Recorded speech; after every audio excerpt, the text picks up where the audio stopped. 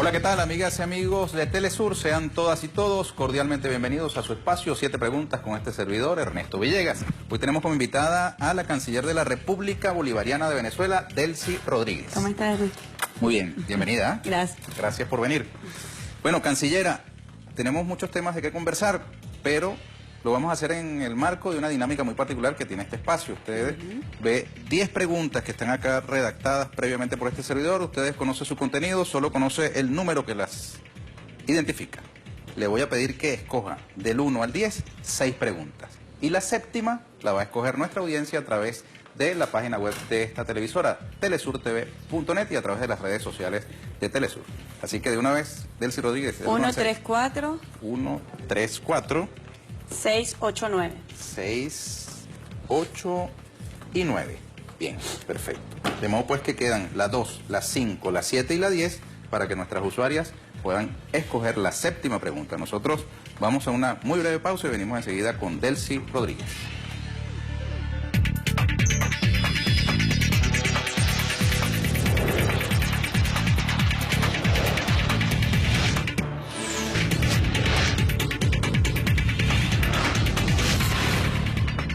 Bien, otra vez damos la bienvenida a nuestra canciller o cancillera de la República Bolivariana de Venezuela, Delcy Rodríguez. ¿Cuál es el término adecuado? ¿Canciller o La canciller? canciller. La canciller. Vamos directo con la pregunta 1. ¿Quién ha ejercido más influencia en quién? ¿Jorge Rodríguez en Delcy o Delcy Rodríguez en Jorge? Esta pregunta se le hice a su hermano, ahora se la hago a usted. Bueno, Jorge, sin duda, en mi muy temprana infancia, fue un referente, fue un padre, fue un maestro. Me acompañaba a hacer las tareas todos los días, de tal manera que para mí fue un ejemplo que me acompañó permanentemente y sigue siéndolo así. Sigue siendo el hermano mayor y sigue siendo también mi mejor amigo. Es un acompañamiento del alma, de conciencia, de convicción y de mucho afecto. Somos, muchas veces lo decimos, como hermanos gemelos. Bien, siguiente pregunta. Si Venezuela asumió la presidencia pro tempore de Mercosur, tal como lo anunció ayer la Cancillería venezolana, luego de que Uruguay anunciara su entrega, y hoy Argentina desaprobó en un comunicado esa asunción, ¿qué perspectivas reales de funcionamiento tiene esa instancia de integración al día de hoy?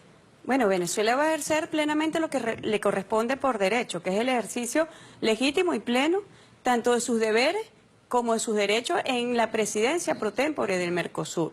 Lo que se dé distinto al derecho que está contemplado en sus tratados fundacionales, Ernesto, como el Tratado de Asunción, en su artículo 12, el Tratado de Europreto, en su artículo 5, lo distinto que se realice al margen de esos tratados, pues nos coloca en una situación de facto. Estaríamos golpeando no a Venezuela, estaríamos golpeando duramente al Mercosur, porque estaríamos en especie, de limbo, donde nadie sabe qué norma debe respetarse, ni nadie sabe qué debe hacerse. En el fondo, lo que está detrás de todo esto, Ernesto, bueno, es la triple alianza que pretende ejecutar o reeditar un plan Cóndor contra la Revolución Bolivariana. Y en ese atentado contra la Revolución Bolivariana está atentando también contra los pueblos del Mercosur. Se está afectando un mecanismo de integración regional, se están afectando mecanismos de unión de los pueblos de Sudamérica, con el único pretexto y con el única convicción de imponer nuevamente el consenso de Washington. Son los mismos, Ernesto, que pretenden volver al pasado, a esa década oscura donde las políticas neoliberales pues sumieron a nuestros pueblos en la pobreza, en la miseria, en la desigualdad, en la exclusión, que violentaron masivamente los derechos humanos de nuestros pueblos.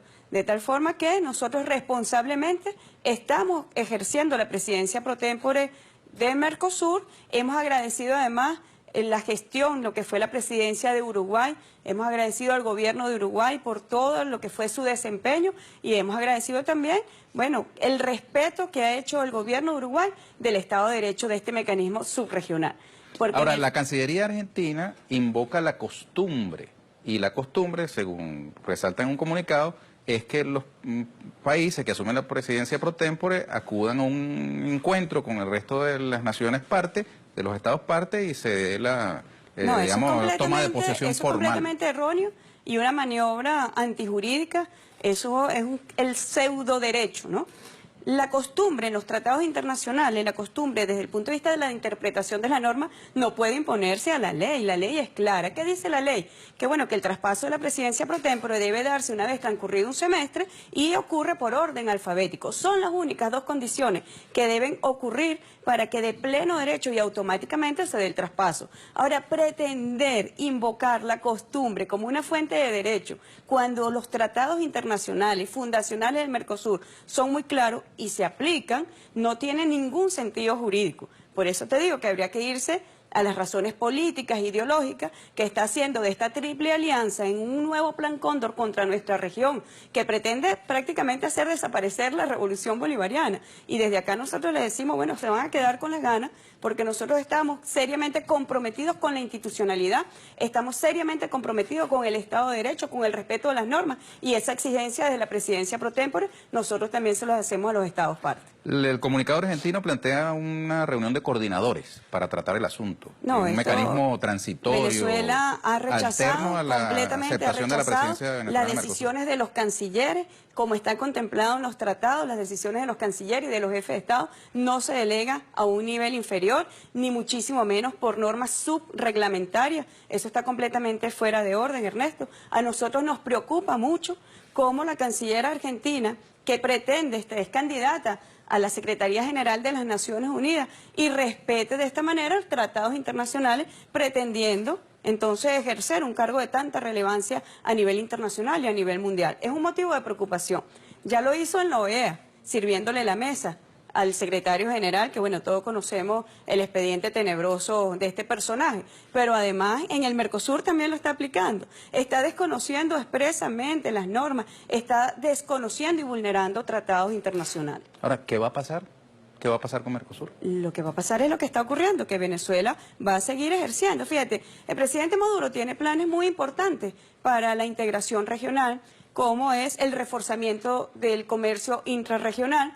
Vale destacar que en el informe de CEPAL de este año se habla justamente de cómo la economía en los países de América Latina y el Caribe ha decaído porque preferimos mirar hacia otros bloques regionales, preferimos mirar hacia otros horizontes y no hacia las potencialidades productivas, comerciales, financieras de nuestros propios países. El presidente Maduro, en sus planes para el ejercicio de esta presidencia pro tempore, tiene justamente centrado en el reforzamiento del comercio interregional, también el Mercosur social, que como tú sabes fue piedra angular del comandante Chávez cuando redimensionó la intervención y la participación de Venezuela en el Mercosur con otros gigantes como el presidente Lula da Silva, el presidente Kirchner. Es decir, hay un plan de Mercosur social que atiende al protagonismo de los pueblos y al papel preponderante también que deben jugar los trabajadores, al papel que juegan las mujeres, los pueblos originarios. Es decir, hay todo un plan de ejercicio de esta presidencia.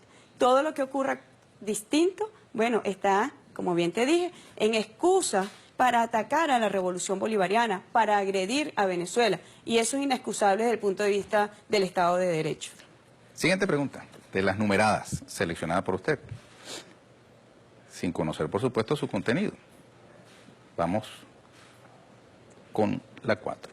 Usted es hija de un preso político, torturado y asesinado en los calabozos de la antigua Cuarta República en Venezuela, Jorge Rodríguez. ¿Qué siente ante la campaña internacional por la liberación de Leopoldo López y otros opositores presos en la actualidad? ¿No le preocupa que entre ellos pueda haber siquiera algún caso similar al de su padre en cuanto a detención arbitraria y tratos crueles? En lo absoluto. Se trata de un pacto amoral de las oligarquías, de la oligarquía venezolana con las oligarquías internacionales. Cuando nosotros hacemos, Ernesto, y bueno, tú estás trayendo casos de comparación donde no es posible la comparación.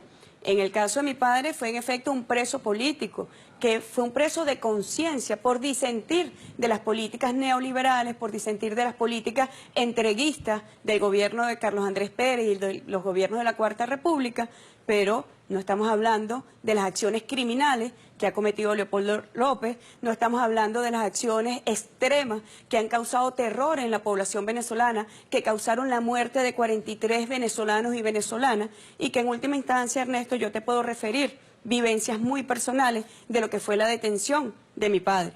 Y te puedo decir que uno de las cosas más terribles que yo viví cuando tenía apenas 2 años fue que mi madre, estando con 8 meses de embarazo, perdió el bebé porque a nosotros nos encerraron en un cuarto y nos tiraron una bomba lacrimógena. Jorge Dentro dentro de ese cuarto, en la cárcel, sí, donde estábamos en una cárcel bajo, digamos, juicio civil. En la época la disidencia política era criminalizada militarmente, se le seguía juicios militares a los opositores políticos, a los presos de conciencia, no a los criminales que, amparándose en un ejercicio partidista, pretenden justificar la comisión de delitos y crímenes comunes. Bueno, ahí está la ley de amnistía. En la ley de amnistía queda muy claro la confesión. No son presos de conciencia. En esa ley de pretendida amnistía se pretendía olvidar y, digamos, olvidar el castigo de terrorismo, narcotráfico, corrupción, incendios, muertes, sabotaje petrolero.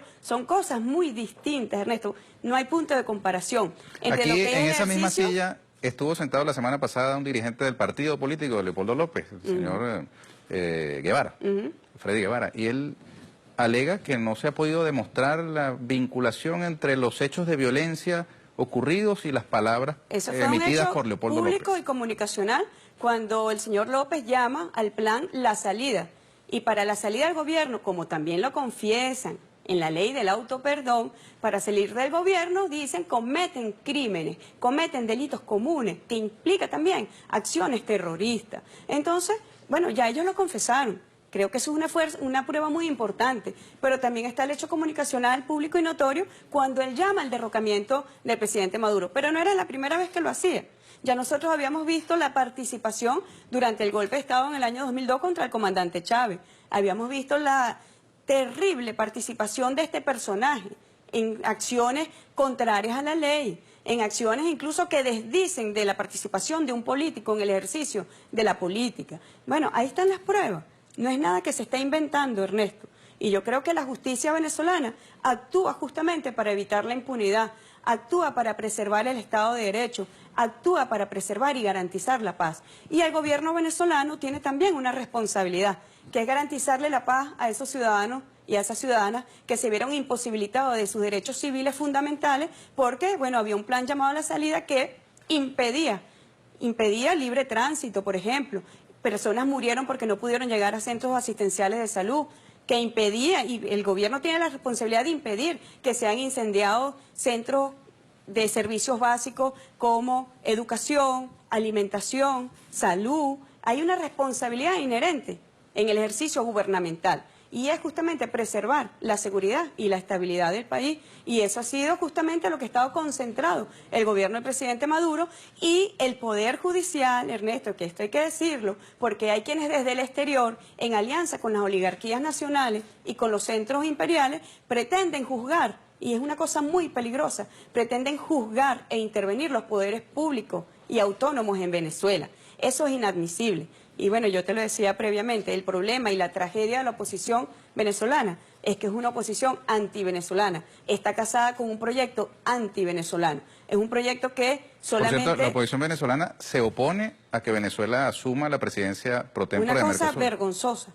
porque ellos anteponen su posición partidista antivenezolana frente a las posiciones que deben ser de Estado. Nosotros no hemos visto a la oposición venezolana oponiéndose al decreto Obama que considera a Venezuela una amenaza a la seguridad de los Estados Unidos y a su política exterior. ¿En su criterio debería la oposición venezolana apoyar el que Venezuela asuma la presidencia pro tempore de Mercosur? Completamente, porque si son personas que pretenden asumir el poder en Venezuela, tienen que asumirlo para el país.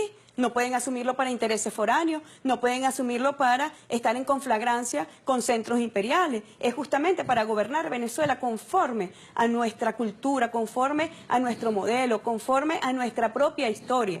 La oposición venezolana desconoce. Las fechas patrias para la oposición venezolana, Ernesto, les son incómodas. A ellos no les gusta celebrar el legado histórico de nuestros libertadores, de nuestros independentistas, porque eran en esencia antiimperialistas. Y de eso se dedujo la posición antiimperialista también del pueblo de Venezuela.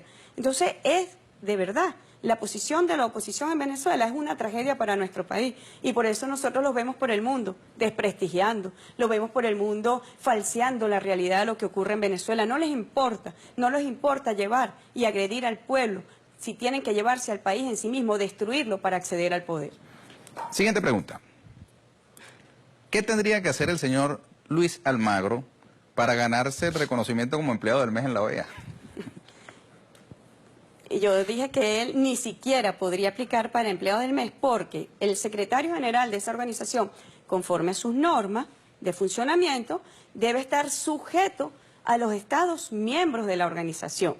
Él es un empleado de los Estados miembros, pero él se ha convertido en lo que es un pobre empleaducho del gobierno de los Estados Unidos por su cercanía en Washington, hemos dicho, por su cercanía física, pero más que por su cercanía física, por su militancia político-ideológica. Pero entonces sí se está ganando el reconocimiento como empleado del mes. No de la organización, se lo estará ganando del imperio, pero no de la organización, porque él debe estar sometido a los Estados miembros. Él no puede haber hecho, por ejemplo, ese defecio jurídico, político, ideológico, el informe pretendido sobre Venezuela, sin el consentimiento del gobierno de Venezuela, sin la participación del gobierno de Venezuela. Y cuando tú revises, por eso nosotros vimos, es un adefesio, cuando tú revisas las fuentes, las cuales permitieron conformar ese adefesio, bueno, los tuits de la oposición venezolana, ONG o organizaciones privadas en Venezuela, no hay ni una sola referencia a fuentes oficiales, porque él desconoce la existencia de los estados, él reconoce la beligerancia política y gubernamental de sectores privados de la sociedad, él reconoce la beligerancia al gobierno de los capitales, pero no del pueblo, él no reconoce la voluntad del pueblo. Fíjese que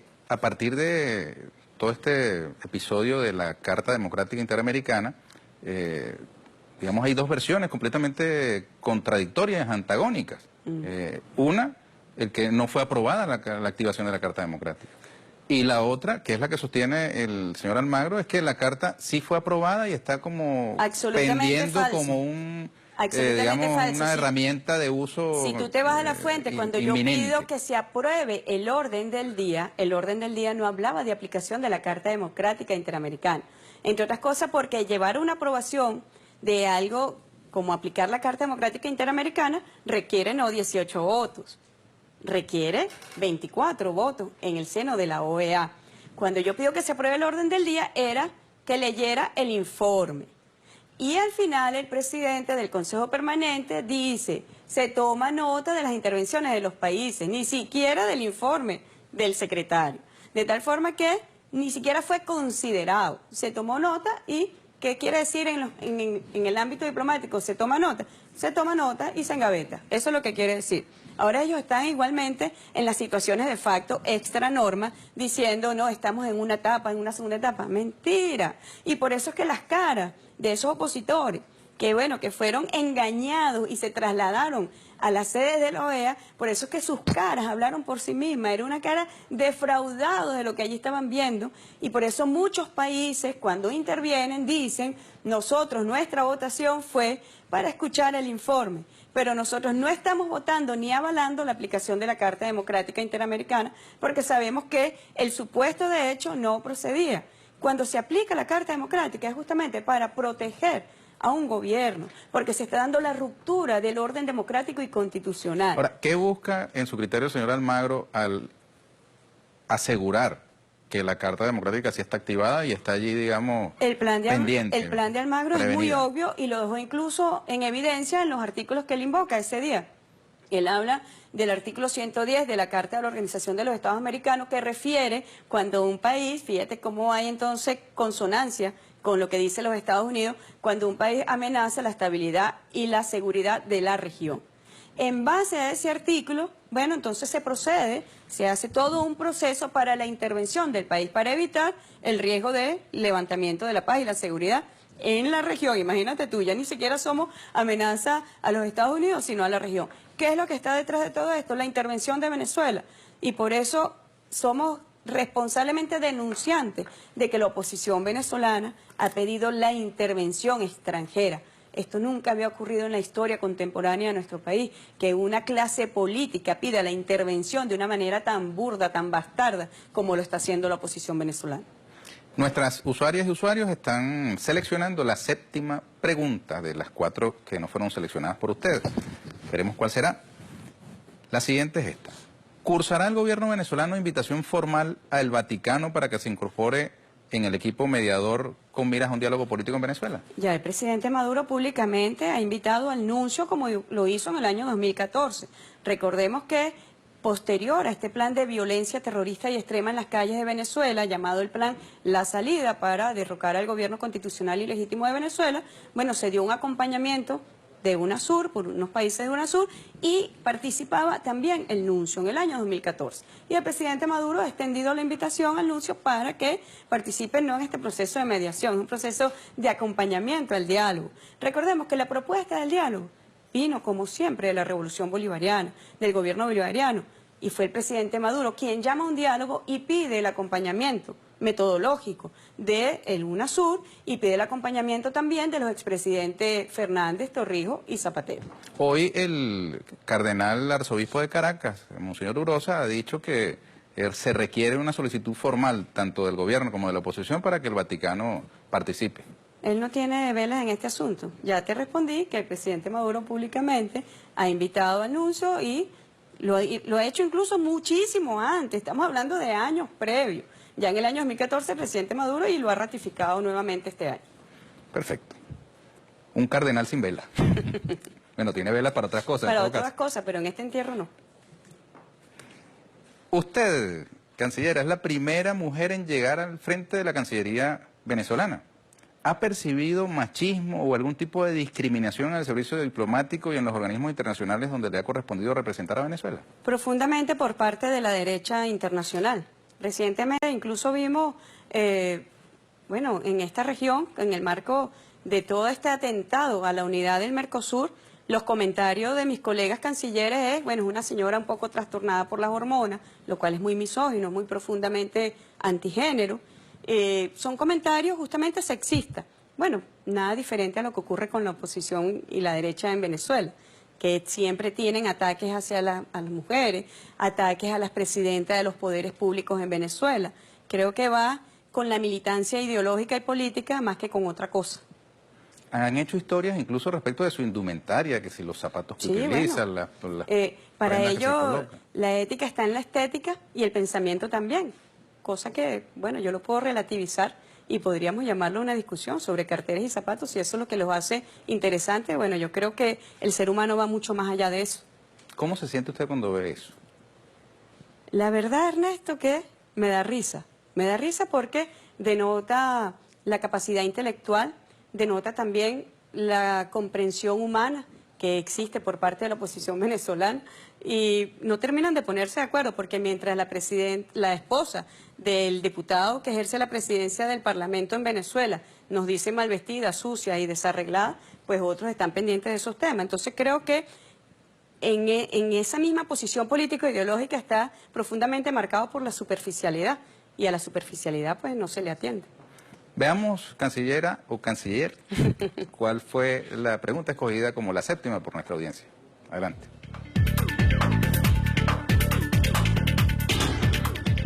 La séptima es la distinguida con el número 5. Veamos. Si Venezuela produce e importa alimentos en cantidad suficiente para abastecer a 3 naciones, como usted afirmó en la OEA, ¿cómo se explican las imágenes de venezolanos yendo en masa a comprar alimentos en Cúcuta cuando se reabrió la frontera? Ahí eso está directamente vinculado, fue una de las razones incluso, una de las tantas razones que llevó al cierre de la frontera, como bien sabe, los delitos transfronterizos y bueno, el contrabando de extracción, que impactó duramente, tanto en los productos que se importaron como en los productos que se producen en Venezuela. Y ese contrabando de extracción, sin duda alguna, pues ha provocado procesos complejos en el abastecimiento de productos en Venezuela. Yo di una cifra oficial. Cuando el presidente Maduro habló de todo lo que ha gastado Venezuela importando alimentos y medicamentos, bueno, en el tenor de alimentos, ciertamente daba para abastecer a 3 países. ¿Qué pasó? ¿A cuánto oscilaba el contrabando de extracción, Ernesto? Superaba el 50%.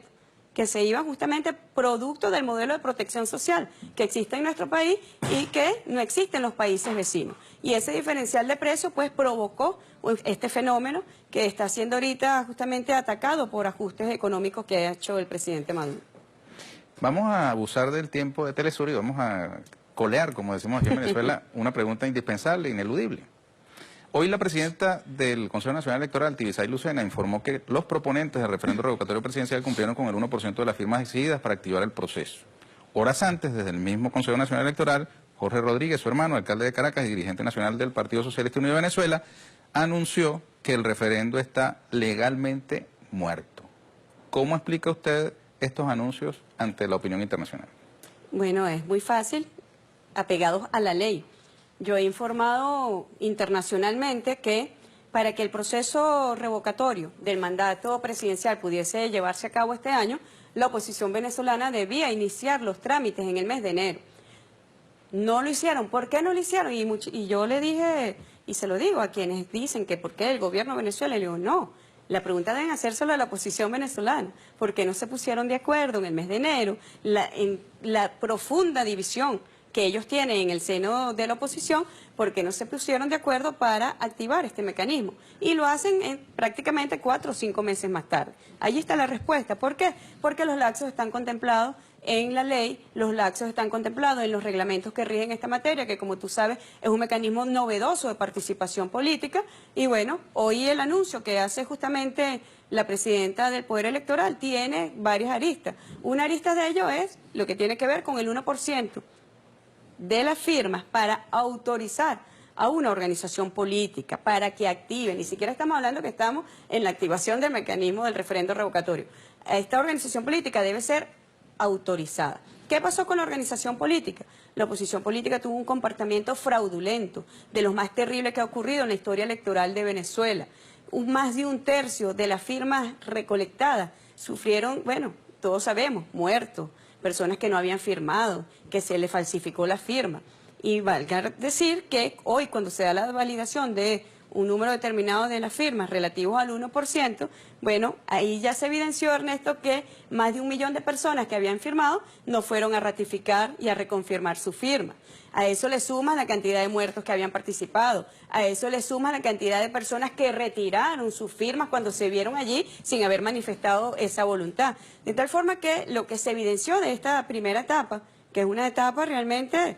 yo digo que la oposición venezolana está en terribles aprietos para la próxima etapa que corresponde, porque si no fueron ni siquiera capaces de recoger un 1% sin todas estas, digamos, acciones fraudulentas contra la ley, bueno, yo no me quiero imaginar lo que va a pasar. La oposición venezolana tiene motivos para estar preocupada y por eso es que sin duda alguna el proceso revocatorio está muerto en toda su legalidad. ¿Usted le explicó todo eso al secretario de Estado Kerry? Completamente. Pero o él no lo entendió o no lo compartió él no estaba en conocimiento de los aspectos legales. Pero porque hoy aparece una declaración de él diciendo que Venezuela, que el gobierno debe permitir que avance ese proceso. Que avance y que se respete la Constitución, y esto es justamente lo que se está haciendo, no solamente el gobierno venezolano, los poderes públicos y autónomos de Venezuela están respetando la Constitución. Mire, otra ñapa, como decimos aquí en Venezuela, que es el extra, ¿no? Hoy el presidente de la Asamblea Nacional, usted lo mencionó, Henry Ramos Ayub, lanzó públicamente su precandidatura a la presidencia de la República. Ya hace tiempo aspiran Enrique Capriles, Leopoldo López, María Corina Machado, entre otros. ¿Tiene alguna preferencia o le da igual quién termine liderando la oposición? Él es el jefe de la oposición. No me extraña su declaración. Y como él, yo te puedo decir que hay unos cuantos más. Ese es el problema de la oposición. El problema de la oposición entre ellos mismos es su división. Y la tragedia de Venezuela es la oposición apátrida, porque fue justamente Ramos Ayub quien firma una comunicación a la Organización de los Estados Americanos pidiendo que se intervenga a Venezuela. De tal forma que la oposición venezolana, por donde lo veas, en lo doméstico, en lo nacional o en lo internacional, está complicada desde todo punto de vista. Está deslegitimada para acceder al poder en Venezuela. Envíele un muy breve saludo, mensaje a nuestra audiencia en América Latina y el mundo. Bueno, agradecemos primero que nada la existencia de Telesur hace muy poco, y aprovecho para felicitar también a Patricia Villegas, su directora, porque arribamos al año número 11 de la batalla comunicacional, llevando la verdad. Y al mundo yo le digo, Ernesto, lo que digo cuando salgo y cruzo las fronteras de nuestro país, que hay una Venezuela de verdad, que hay una Venezuela que está aquí para que pueda ser apreciada en su verdadera esencia. Hay un pueblo que está siendo criminalizado por su modelo, que está siendo criminalizado por el simple derecho a existir y a ejercer la autodeterminación en la conformación de su modelo político, económico, social, cultural. Eso es lo que está ocurriendo, y son las grandes transnacionales de la comunicación y de los capitales con el poder imperial quienes están atentando contra nuestra patria. Muchas gracias. Gracias. Cancillera Delcy Rodríguez. Gracias. Suerte, ¿ah? Te di ñapa. Eso. Bueno, amigas y amigos, con esto llegamos al final. Por ahora los esperamos en una nueva emisión de su programa 7 Preguntas con este servidor Ernesto Villegas, siempre con muchísimo respeto por ustedes. Hasta la próxima.